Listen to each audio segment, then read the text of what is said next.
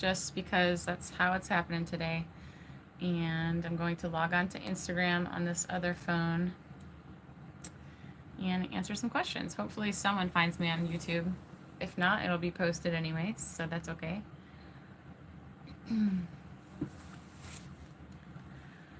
Okay. All right. I am live to answer questions. I have a crazy story to share. So I was on my way to Planet Fitness, and I really felt like the Lord put a name on my heart, and it was so random, like no reason for this name to pop into my head. And this was the name of a client that I've had, and it's like not an average name, it's more of a unique name. And so I just felt like, okay, well, maybe God is calling me to pray for this person. And so I did. And then not 10 minutes later, a new potential client reached out to me with that name who lives in another country. And I just thought that was really cool. I don't believe that is a coincidence. I think that is definitely God. I always pray for the Lord to bring me to the right people and bring the right people to me to help. So we'll see what happens with that. But that was really cool. Good morning. I'm glad you guys are here. Wow. Proud of all you for being awake right now. I'm here to answer any questions that you might have. Trying to hold on to my voice. Tyler has been sick this whole past week, and thankfully I haven't gotten it. Does sugar make us fat? No. Eating at a caloric surplus will make you gain weight, and sugar and carbs raise your insulin, and insulin is our fat storage hormone.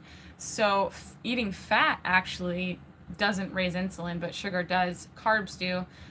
But at the end of the day, we still have to take into account the amount of energy that we're eating. So no, saying that sugar makes you fat is an oversimplified statement. Saying that fat makes you fat is an oversimplified statement. Eating sugar regularly can make it more difficult to lose weight because when you cut it out, your leptin kicks in. And you can be leptin sensitive and eat carbs for sure. I eat fruit, I eat berries, I eat watermelon, not every day, but sometimes, and I'm still very much leptin sensitive. When I used to eat sweet potatoes back in the day, I could eat like endless sweet potatoes or popcorn. But now I cannot eat more than half of a sweet potato. It's so filling. My leptin is like, sorry, you're done. So that's an example to show you that, like, no, carbs and sugar don't make you fat, but they do raise insulin, and they can make it more difficult to lose weight. They can make us eat more food because they're hyperpalatable. People who struggle to gain weight sometimes introduce carbs just to get that appetite back. I personally didn't do that because carbs very much complicated things for me, and I was able to gain all my weight without any carbs. Good morning. Is there any difference between suet and fat trimmings? Yes. Suet is the fat that is found specifically around the kidneys. That is what suet is. Only the fat that's found around the kidneys. And suet is very rich in stearic acid. It's the second richest source of stearic acid. Good morning. And the first richest source of stearic acid is actually cacao butter. So fat trimmings are just taken from, any part of the body. Suet is the fat found around the kidneys, and it is different. For sure. Does alcohol lower protein synthesis? I don't know the exact answer to that. I would think, if I had to guess, in some indirect way, yes, because it's going to make you store fat. It's going to make you less insulin sensitive. It can damage your liver, and all those things play into the amount of fat you're burning and muscle you're building. So I would say in an indirect way, I'm confident to say yes. If there's any direct mechanism, I don't know of it yet. And there very well may be. Alcohol is poison, and I don't judge anyone for drinking alcohol. Judging is not my place. I don't judge anyone for anything. I really don't. But alcohol is poison, and so if you choose to consume it, just know that you're consuming poison. Your body has to process that before anything else. Then what makes us fat? People get fat by either being so insulin resistant that they can't burn their own body fat, or metabolically inflexible, which a lot of us become that way. And you can become metabolically inflexible or insulin resistant, or you can develop diabetes by eating so much sugar and so many carbs that you're literally pulling that trigger on your pancreas to produce insulin so many times throughout the day that that trigger becomes less efficient, less sensitive. And so you need more and more insulin to cover your blood sugar. And with those higher and higher amounts of insulin, which is the fat storing hormone, you're just piling on fat. And it's like, this didn't used to happen. Well, it's because now you're metabolically inflexible. That's one scenario. But another scenario is you're just taking in more food. You're at a caloric surplus. You're at an energy surplus. You're consuming more than you're burning. Any suggestions for increasing the speed of digestion and motility? Struggling with this despite hydration, electrolytes, fatty meats, and movement. I'm low carb and some squash sweet potato. The speed of digestion. Let me take a sip of this.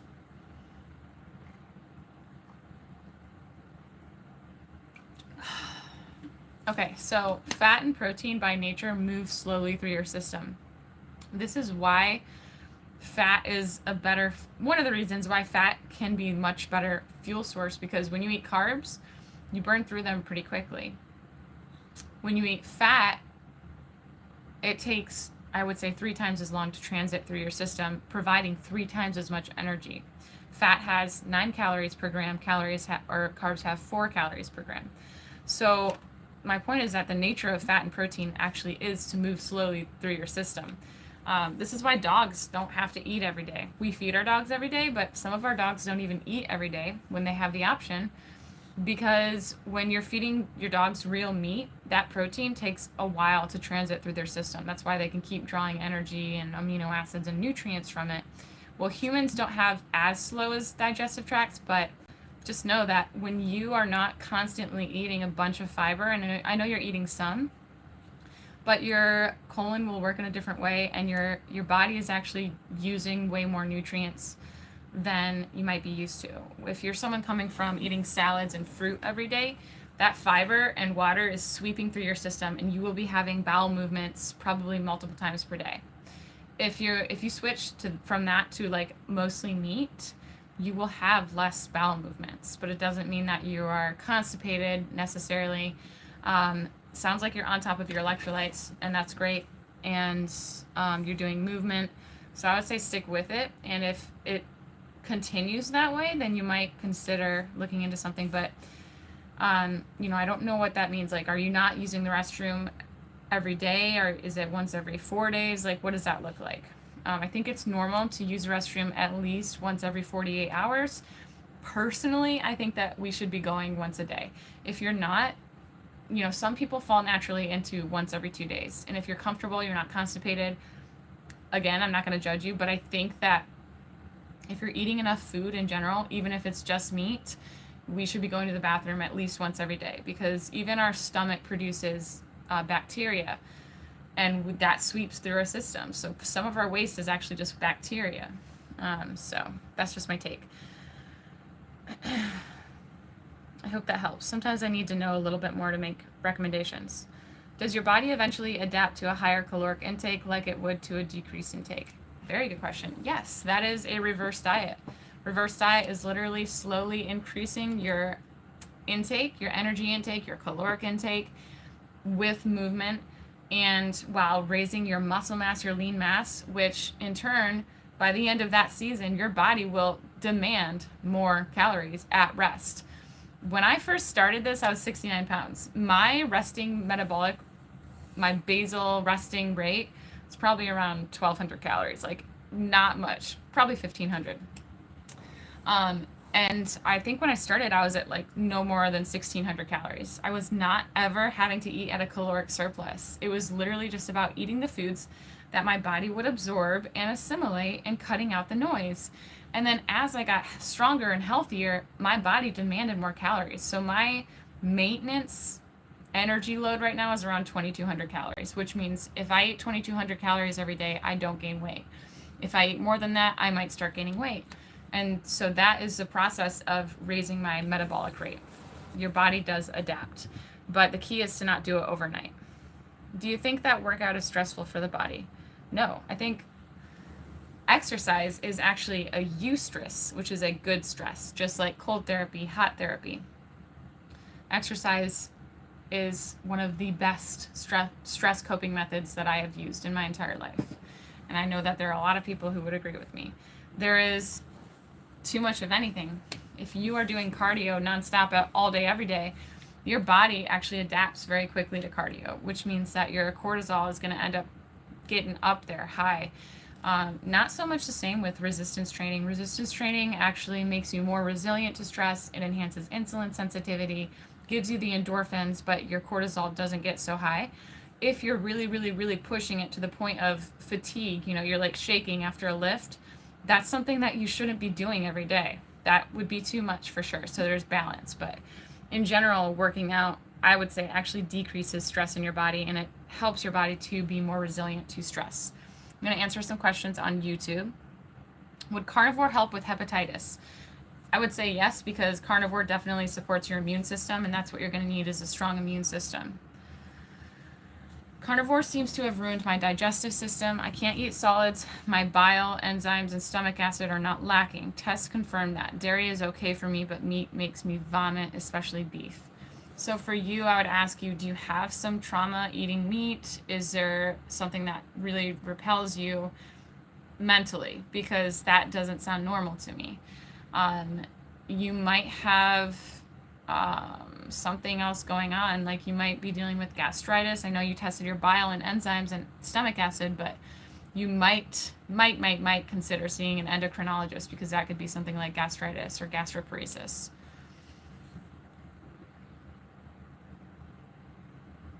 How can we manage constipation with carnivore diet? I have IBD with constipation. So what's amazing is that when you stop eating fiber, constipation can actually get better. It can get worse, especially in the beginning, because your colon is a muscle and it has to work in a new way. It has to learn how to work without fiber making it contract, literally. So as this other person mentioned earlier, electrolytes, movement, eating enough fat in your carnivore diet is all really important for not being constipated, and then giving it enough transition time. And you also definitely need to look at your lifestyle. Are you sleeping at night? If you're not sleeping, you can expect to be constipated. If I don't sleep, I have a brick in my stomach. It is so uncomfortable. Thankfully, that maybe happens like once a year. Like, I slept on the couch the other day and I didn't sleep well. Thankfully, I wasn't constipated, but I definitely felt it. Anyways, look at, are you getting around and moving around enough? But in general, there is a transition period where people usually have either constipation or diarrhea transitioning to carnivore, and it does get better, I promise. I will say that some people who have tried all the things, their electrolytes they're on it, they're eating enough fat, and it's been months and it's still not resolving.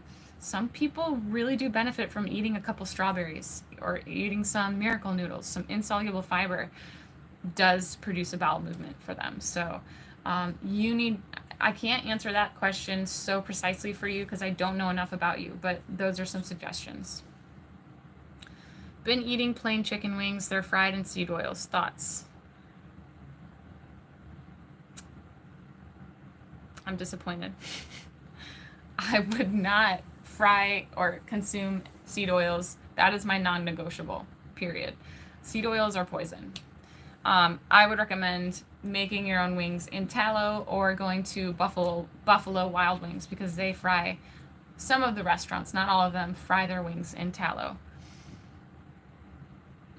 Does your body adapt to walking too? It is cardio, so yes, but I know you and I know the amount of walking that you're doing, and it's a healthy amount. I'm talking I went through it. During COVID, the gyms were closed, so I started walking with my friend here. We would walk, I'm in Illinois, we would walk from Lake Forest to Highland Park. Like, we would walk 20 miles in a day, and we did that regularly. She's just a walker, it's crazy. And after 5 days of that, I felt my cortisol start to rise. My sleep wasn't as good. So if you're walking 1, even 2 or 3 miles every day, that's not going to be a big deal. No, it shouldn't. It's actually very good for you. Now, the truth is that your body does adapt, Helen. Like, your body will adapt to it, and sometimes it's a good thing, because now you're the type of person who can handle walking that long without being exhausted. Whereas someone who doesn't walk at all, can maybe just go for 10 minutes. So there is adaptation, but I don't think that that is going to raise your cortisol to an unhealthy level. Did you suffer from insomnia? Yes, I suffered from insomnia for years. There was a point where I would be up for 5 days. I was in complete mania. I took clonazepam, Ambien, I took NyQuil, I took Benadryl, just a diphenhydramine. I took everything that I could to sleep at night, and I did not sleep. It was horrible, and I sleep like a baby now. Thanks for being here with us today. Do you think the citric acid in electrolyte powders is a concern? For most people, no. Since you eat fruit now, are you still in ketosis? I am. Yeah, I test with my glucometer, I test with a ketone blood meter, and I test with the Lumen device. And all three of those confirm that I am burning fat for fuel. It's actually rare that I'm burning carbs for fuel, even when I eat popcorn or sourdough. But I will say I'm extremely mindful with my carbs and fruit. Like, I don't consume it on rest days. Yesterday was Sunday. I had a couple blackberries with my Greek yogurt. But other than that, I had meat, I had burgers and the Greek yogurt, and that was yesterday. But I worked out today. I might have some watermelon, which I have in my fridge.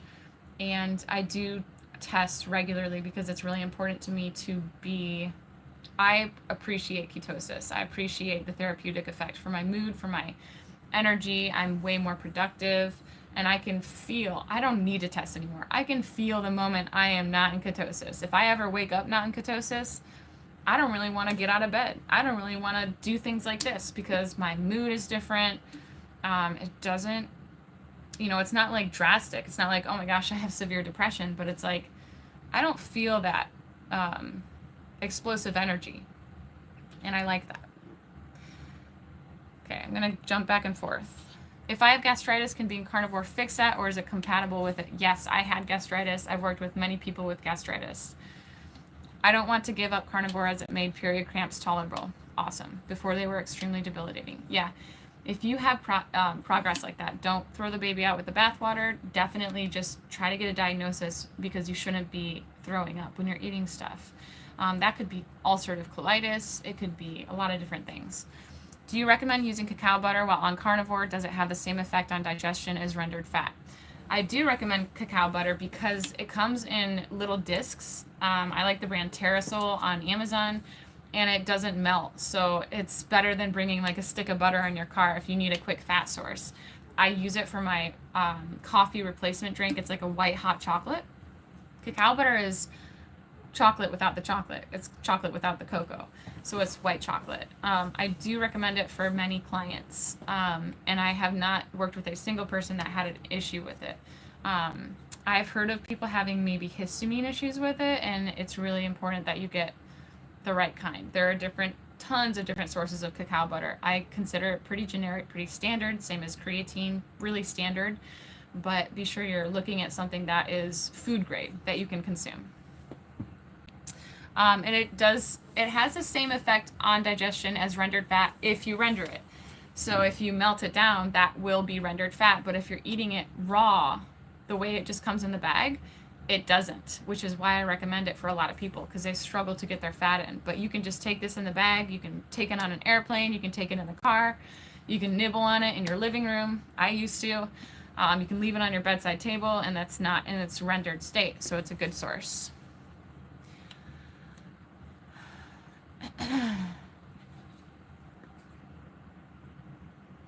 My fasting insulin is also normal, yet I have PCOS. Elevated testosterone, DHEA, and ultrasound showing excess follicles. So you can develop PCOS. It could be that you're... Okay, well, I would like to know what your fasting insulin is because normal can be very high according to a lot of traditional medicine doctors. But even if it is truly normal and in a good place, it doesn't mean that always has been. It could be that you made the changes and now your fasting insulin looks good, which is awesome, but you could have developed PCOS and your insulin was elevated. So that would be my take because usually PCOS does pair up with elevated insulin.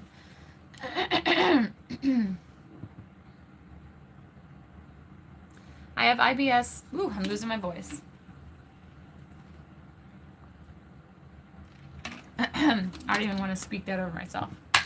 I have IBS and can get loose stools, diarrhea if I eat too much fat. How long before your body gets used to it, or is it individual? Can you recommend anything, please? Don't eat rendered fat. Don't eat liquid fat. You should be eating fat in the whole form, and that's my number one recommendation, and I'm 95% sure you're not doing that yet because it's not as enjoyable as eating melted butter or, fat drippings in your bone broth. Like, it's just not as enjoyable, but that is a game changer. So I recommend eating butter cold.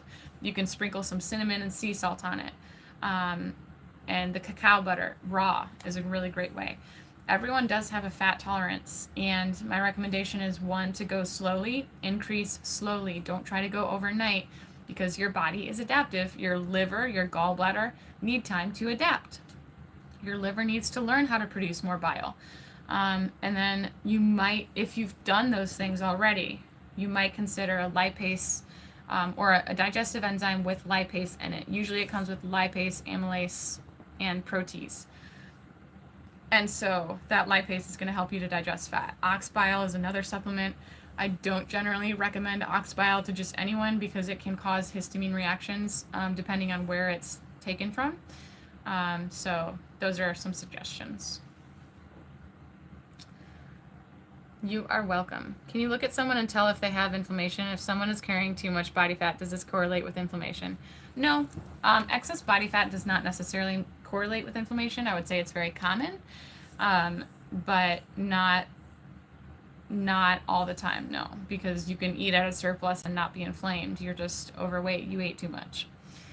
But a lot of the times, people who are overeating have elevated insulin all the time, which causes inflammation. So we'll see inflammation. I can look at someone and see if they have inflammation. Actually, Tyler and I tease my CrossFit coach because when he runs, he looks like he's in so much pain. And we're like, you just look inflamed. And he's actually trying like a hybrid carnivore diet, and he's doing really well with it. So I think that I can spot people who are inflamed. And sometimes they're not overweight, but I can see it. What kind of meat you recommend to start with? I recommend Billy Doe meats. They are non-aged. Lamb, goat, and veal, which are the lowest histamine ruminant meats that you can find, and it's non-aged, and it's delicious. And they have cuts that are already high fat, like the lamb chops, the lamb loins, the lamb medallions, the boneless lamb sirloin, the lamb bacon, the goat bacon. All of those are really good fat to protein ratios, and it's the best type of fat that you could consume. Grass-fed lamb is richer in omega-3s than wild-caught salmon. You're just going to get everything you need. It's absolutely delicious. I couldn't recommend them more. That's what I healed eating, was Billy Doe meats. My discount code is tailored. Exercise shorten your lifespan? No, exercise definitely will lengthen your lifespan for sure. And there are so many studies showing this. All right. Well, that was a good 20 or so minutes. Any other questions? Thank you guys so much for joining. My retreat, by the way, is 3/4 of the way full, more than halfway full, and it's filling up. Like every day I get someone to sign up. So if you're interested, please, please, please email me. It's going to be incredible. We have Ken Berry, Nisha Berry. They're so awesome. I can't wait to see them and hug them. We have Kelly Hogan. I've never met her in person yet, but it's going to be incredible. We have Maria Emmerich, who I am going to have a fangirling moment because she's incredible. And then we also have Lisa Wiedemann, who I met at my spring retreat, and she is incredible. I also can't wait to hug her and spend time with her. It's going to be so awesome. And we are at my favorite location, probably in the U.S., in Pigeon Forge, Tennessee, in this mountain mansion. I rented 2 cabins this year. It's going to be really amazing.